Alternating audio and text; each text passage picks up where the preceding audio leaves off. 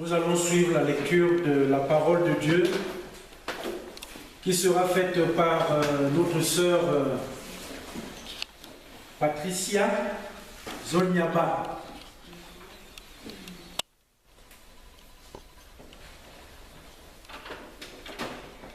Écoutons la parole de Dieu.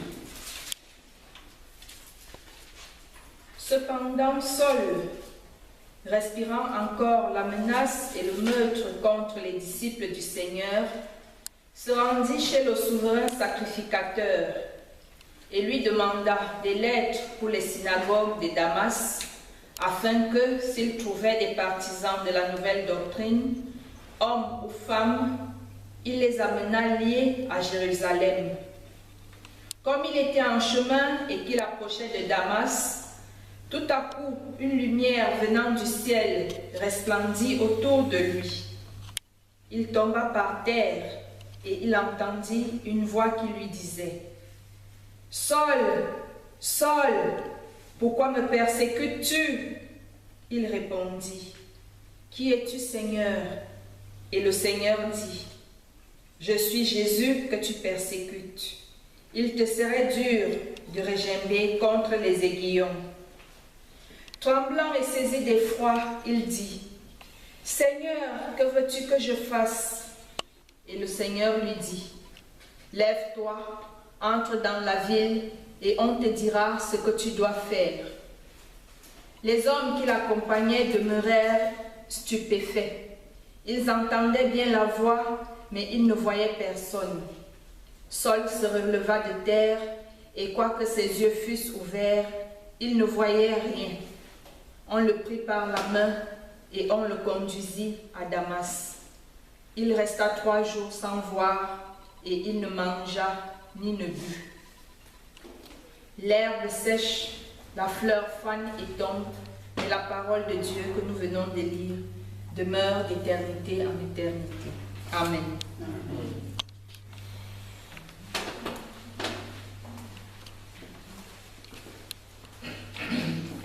Prions le Seigneur.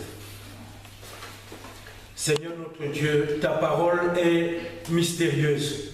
Elle vient d'être lue. Nous te demandons de la rendre intelligible pour notre foi chrétienne. C'est au nom de ton Fils, Jésus-Christ, que nous avons prié. Amen. Bien-aimés dans le Seigneur, dans la joie de la présence d'une sœur en Christ qui vient de loin, parce qu'elle vient quand même du Cameroun, 6000 km, et elle est parmi nous, la politesse de la visite et de la présence n'empêche pas que nous partagions la parole. Ce qui nous permet de nous rendre à Qumran, à la paroisse Saint-Esprit, c'est la parole de Dieu.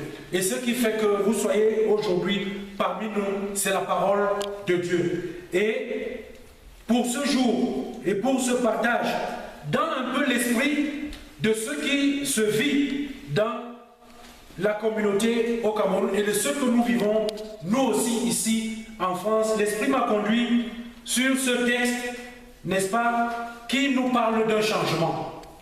Il s'agit ici d'un changement qui va toucher une personne qui est pourtant au service de Dieu. Cette personne, c'est Saul. Saul qui est né à Tarse, c'est un pharisien, il est juif, mais il est en même temps citoyen romain, parce que c'est quelqu'un qui est né d'une famille qui était quand même assez aisée, parce qu'à l'époque, pour devenir citoyen romain, c'est un peu comme aujourd'hui en France, pour ceux qui arrivent, pour obtenir la nationalité française, c'est un chemin de croix. Or, quand on sait que Saul est né juif, et qu'un jour il se retrouve avec aussi la citoyenneté romaine, on peut très bien comprendre que sa famille avait les moyens qu'il fallait à l'époque pour que cela puisse se faire. Voilà quelqu'un donc qui va être au service de Dieu. Il est pharisien. Il a été, n'est-ce pas, à l'école de Gamaliel qui était l'un des plus grands enseignants à l'époque. Et bien cependant, voilà quelqu'un qui est au service de Dieu mais qui combat le Christ. Et le texte nous parle ici Il commence par un avertissement qui dit cependant, ça veut dire qu'il y a des choses qui se sont passées avant. Il y a des choses qui se sont passées, et ce qui s'est passé, c'est que Saul a senti la menace de la force de la nouvelle doctrine qui venait à travers le message d'Étienne. Et on va constater au chapitre précédent qu'il a approuvé le meurtre d'Étienne. Mais qu'est-ce qu'Étienne avait fait? Étienne parlait simplement de Jésus-Christ. Étienne était en train de répéter à d'autres personnes ce que le Christ a eu à faire, le message que le Christ est venu délivrer. Et comme Saul était pharisien, et il était un bon juif qui ne croyait pas aux histoires, n'est-ce pas, de Jésus-Christ, quand on va donc éliminer Étienne, qui est porteur du message de Jésus-Christ, lui, qui estime qu'il sert Dieu, va approuver ce meurtre. Et cependant, il continue, il ne s'arrête pas. Il n'a pas simplement approuvé un meurtre, mais maintenant, il se met en chantier. C'est quelqu'un qui respire la menace de meurtre et qui va même demander des lettres d'accréditation. Ça veut dire non seulement il a cette disposition en lui, tout en disant moi je suis le serviteur, parce que les pharisiens ont estimé qu'ils étaient les meilleurs adorateurs de Dieu. Donc en tant que pharisien, il estime que lui croit en Dieu, il sert Dieu, et donc ce qu'on raconte là sur les histoires de Jésus et consorts, il n'en veut pas. Il n'en veut pas. Il va donc rentrer pour combattre. Il demande même au souverain sacrificateur de lui donner des lettres de créance qui vont lui permettre de faire quoi? D'aller dans les temples, d'aller dans les synagogues. Là, il va trouver quelqu'un qui se dit chrétien, il va l'enlever, il va l'attacher, n'est-ce pas, pour le ramener. Cela voudrait dire quoi? Cela voudrait dire qu'il est possible d'être dans l'église, de dire que nous croyons en Dieu et d'être pourtant en train de combattre Dieu. Voilà la réalité que nous vivons dans notre église.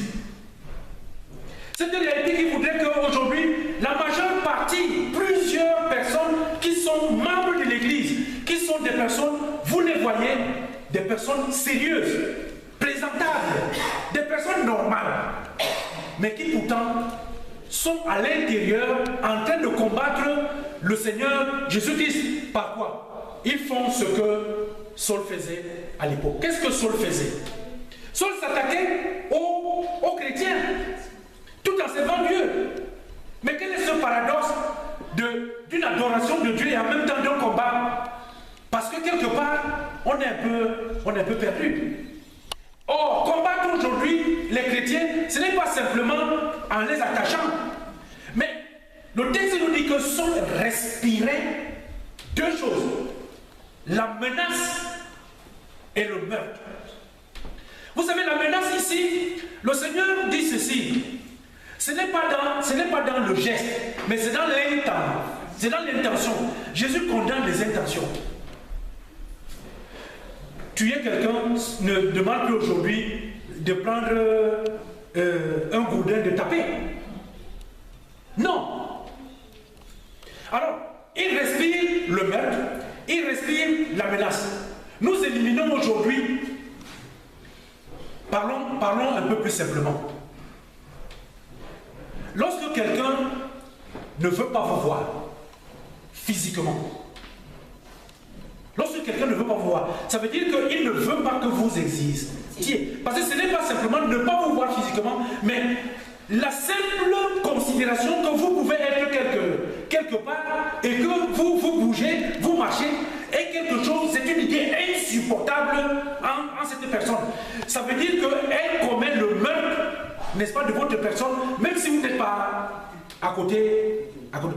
Qu'est-ce qui se passe aujourd'hui au sein de notre église? Bien aimé dans le Seigneur, c'est extraordinaire. Le degré de haine qui peut habiter aujourd'hui des membres d'une même église. C'est terrible de voir au sein de notre église comment est-ce que ce soit nous, au niveau des pasteurs, que ce soit au niveau des anciens d'église, mais il y a une volonté de négation de l'autre. On ne veut pas sentir l'autre, on ne veut pas voir l'autre. Mais pourtant, nous assumons que nous sommes des chrétiens, nous assumons que nous sommes des responsables. Alors, pour prendre conscience de la réalité de notre perdition. Le sujet que je vous propose, à partir, n'est-ce pas, de ce texte où on voit l'attaque par la lumière. Ça veut dire que c'est la lumière qui va venir, n'est-ce pas, entourer Saül sur le chemin de Damas. Il est aveuglé par une lumière. Et c'est à ce moment que non seulement, parce qu'il faut sortir des ténèbres, il faut sortir des ténèbres. Lorsque le Seigneur s'approche avec de la lumière. On ne peut pas être un véritable chrétien et approcher les autres avec des ténèbres. Le Seigneur, quand il s'approche avec de la lumière. Et avec cette lumière, il va parler à Saul. Pourquoi me persécutes-tu? Pourquoi? Comment tu peux dire que tu sais Dieu et moi, Jésus, tu me persécutes? Mais comment est-ce que cela est possible?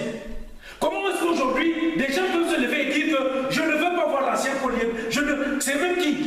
Comment on peut dire qu'on est chrétien, qu'on croit, qu'on va à l'église et qu'on dise que je ne veux pas avoir un tel? Pourquoi?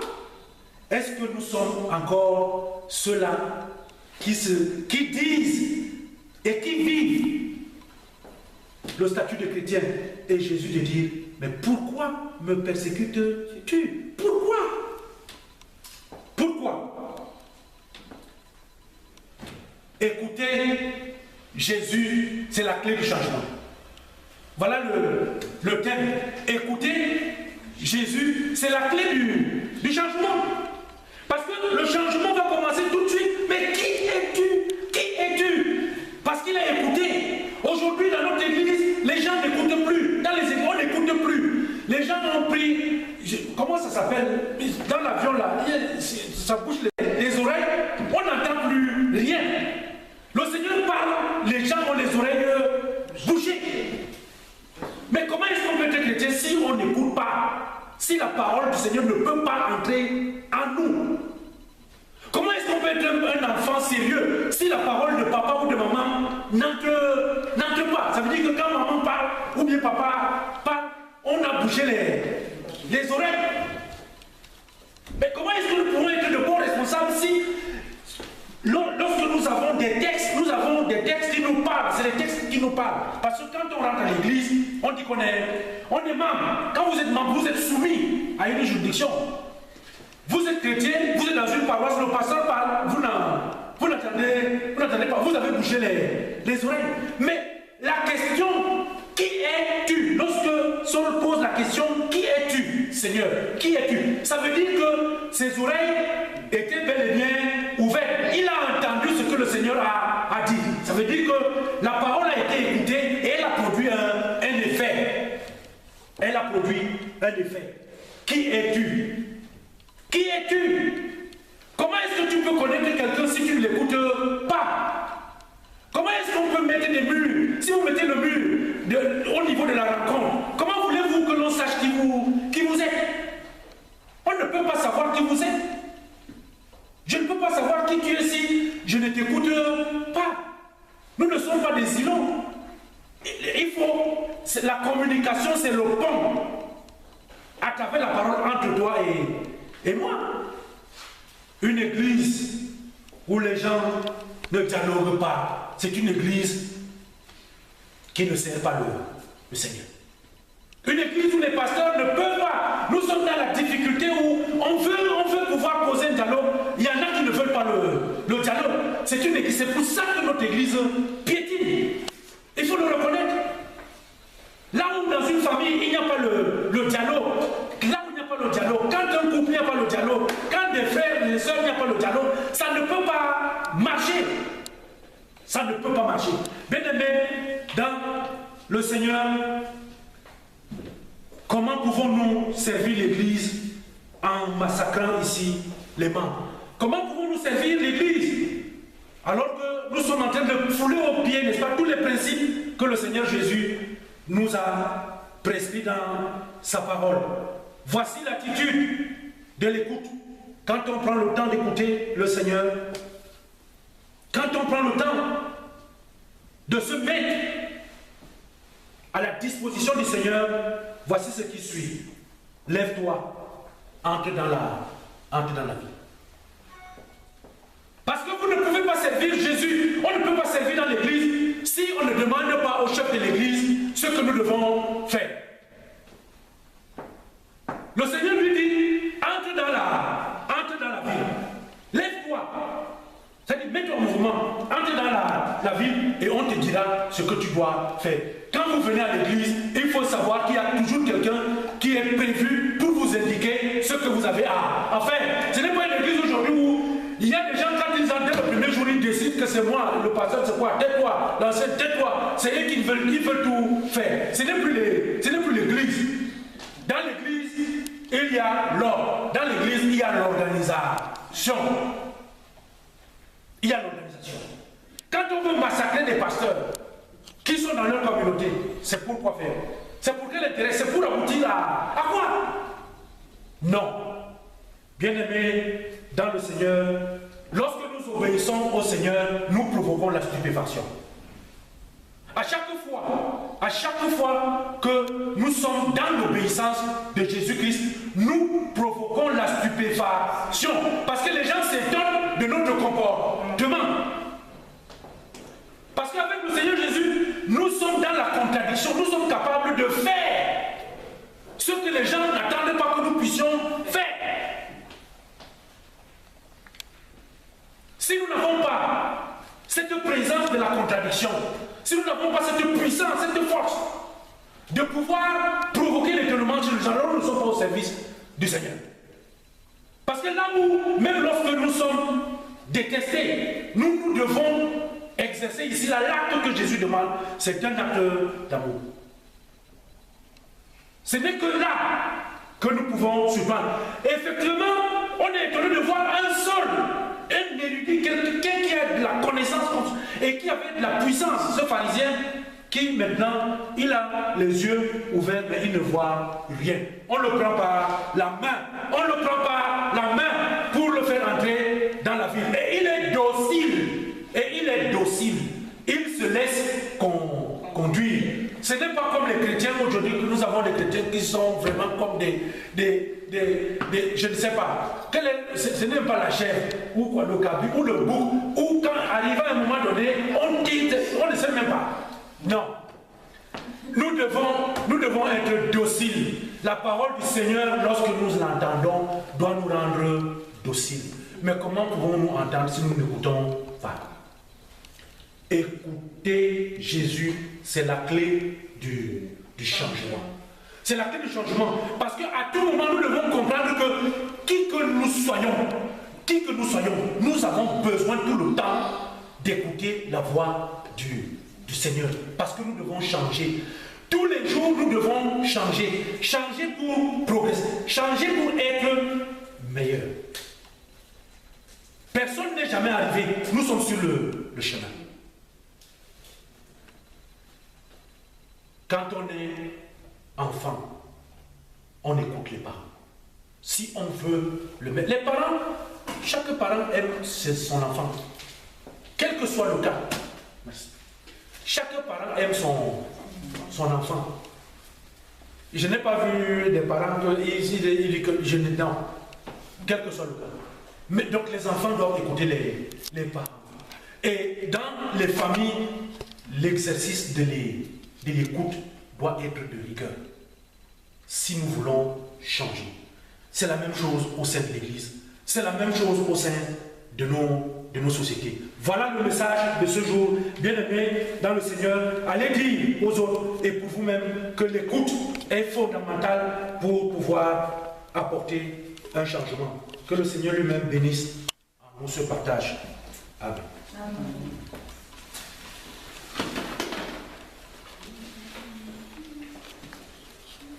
Écouter Jésus, c'est la clé du changement. Nous prions l'Éternel. Éternel, notre bon Père Céleste, une fois de plus, ce jour, tu nous as fait écouter ta parole. Nous espérons l'avoir suffisamment bien écouté pour pouvoir accueillir en nous ce changement que tu attends de nous. Voici donc ton peuple réuni après avoir écouté ta parole. viens, installe-toi au milieu de nous. Viens, fais en sorte que les paroles que nous avons entendues restent en nous, produisent des fruits, et que ces paroles, nous puissions les transmettre à d'autres qui n'ont pas été là aujourd'hui pour les écouter. Éternel, veille aussi à ce que ton serviteur, celui qui nous a transmis ton message, continue lui-même à le mettre en pratique, afin que ce changement que nous prenons tous soit véritable. Au nom de Jésus, nous t'avons prié.